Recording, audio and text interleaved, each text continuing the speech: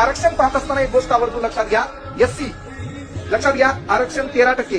याच्यामध्ये 59 जाती आहेत, त्याच्यातल्या 58 जाती हिंदू आहेत. 58 जाती काय आहेत?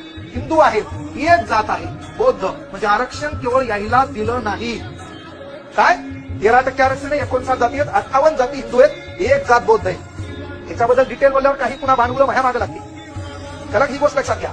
त्याच्यानंतर लक्षात घ्या, एसटी आरक्षण 7% आहे, जाती 47 आहेत आणि 47 जाती पण हिंदू आहेत. इकडे पहा, ओबीसी आहे, आरक्षण 19% आहे, 346 ते अंदाजे 350 जाती आहेत, त्या सर्व जाती हिंदू आहेत.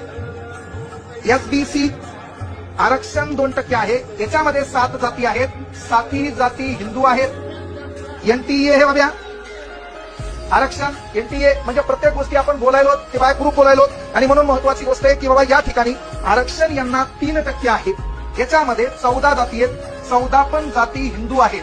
त्याच्यानंतर आरक्षण एनटीबी आहे, एनटीबीला आरक्षण 2.5% आहे, याच्यामध्ये 38 जाती आहेत, 38 जाती आहेत, 38 जाती पण हिंदू आहेत. याच्यानंतर एनटीसी आहे, आरक्षण 3.5% आहे, याच्यामध्ये जात 1 आहे, ती जात पण हिंदू आहे. आरक्षण एनटी ड 2% आहे, त्याच्यामध्ये एक जात आहे, ती म्हणजे वंजारी, आणि ती पण हिंदू आहे. पण बाबासाहेब आंबेडकरांनी आरक्षण देत असताना फक्त हे नाही पाहिले, सर्व पाहिले.